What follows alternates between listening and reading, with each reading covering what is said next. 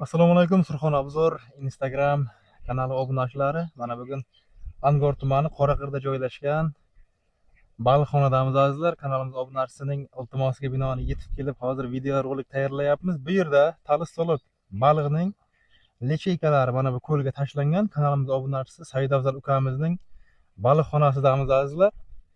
Mana ko'rishlaringiz mumkin. Istalgan miqdorda topiladi. Yaqinda belamur, yana amur baliqlarning ham lichinkalari tashlanar ekan.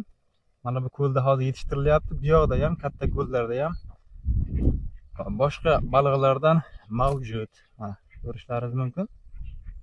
Video ostiga telefon nomerlari qoldiramiz. Telefon qilib bemalol aloqaga chiqib savdo qilaverasizlar. Istalgan miqdorda topiladi azizlar. Mana ko'rishlaringiz mumkin.